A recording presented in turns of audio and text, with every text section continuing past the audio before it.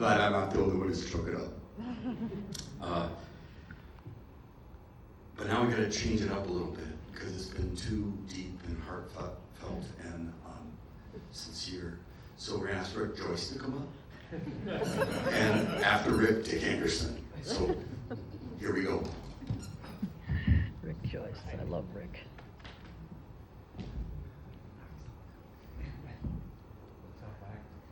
Howdy. I've known Bill a few years. Unlike some of the other Monday students, I went to North High. Actually went to J. Colon English Elementary. And I went to Dunbar Middle, both Dunbar Middle, including the old Dunbar Middle on High Street. And then North High. And Mr. Parsons was my science biology teacher at North High. And he said, they got this program, this Monday group thing. It's like you go away every 2 weeks and you spend a day doing environmental stuff. It's like, wow, that seems kind of cool. I'll try that. I'll get it to work. So I decided. So that was 1976. And I did the math on my phone earlier tonight. 2026, 1970. That's 50 years. I was 17. I'm 67. Anyway, it's just great that I was able to get into the Monday group program.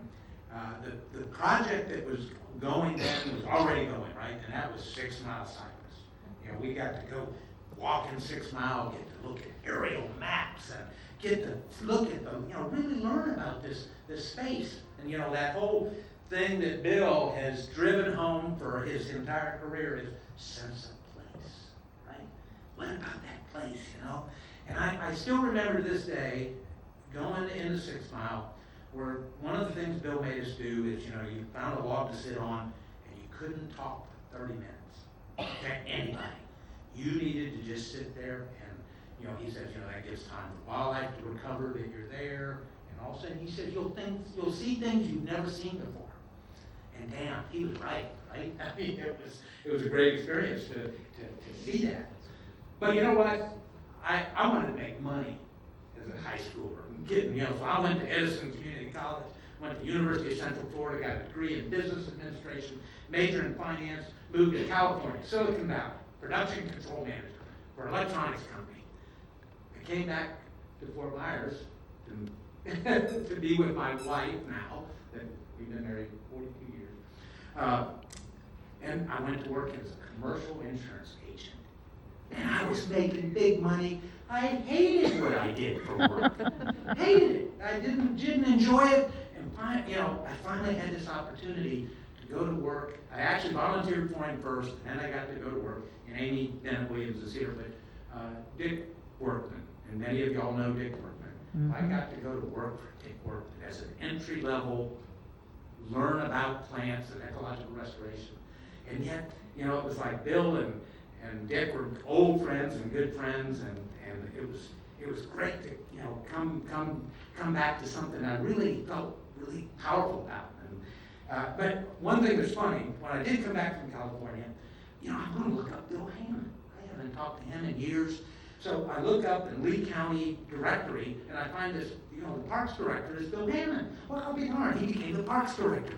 So I called Bill Hammond. And we started talking, Bill Hammond. We go on for a couple of minutes. Well, I said, you don't seem like the Bill Hammond.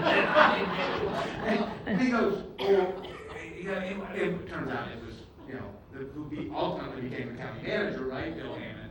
And Hammond Stadium was named after. Sorry, Bill, I don't know if you do that. That stadium was named after him. But anyway, that was a joke. I ended up getting back in touch with Bill. Bill and I have really kept in touch since then. So after I worked with Dick Workman for several years, doing environmental consulting, a lot of protected species surveys. I learned all kinds of things, but the biggest thing I learned was plants and trees, right? I really got passionate about them. Ultimately, I left Coast Planning, that was Dick's firm, and went to work for Lee County government. And I ended up working there for 19 years. 15 years I was director of environmental sciences for the county. And this was a guy with a business degree, right? But it's all about passion. And Bill, those roots, right? Those roots of environmental ed and that Monday group, and maybe Boy Scouts too mixed in, really were an influence on my life that made me change careers and made me a much happier person. Ask my wife. In fact, she encouraged me, you got to do something else. You're not happy doing that. So I went to work for the county, and ultimately I left the county to go to work for Babcock Ranch, for Sid Kitson. I was part of that original planning team for the Babcock project. And of course, Bill Hammond was a major influence in that community, had the ear of the structure of people, the 2007. investment people, everybody, and was really an incredible conscience for that, the way that site got developed. Every down to the, how a rain swale was going to be handled, right? I mean, just he was really a part of that, and I certainly worked closely with him. It was just it was a really valuable experience to work again with Bill, right?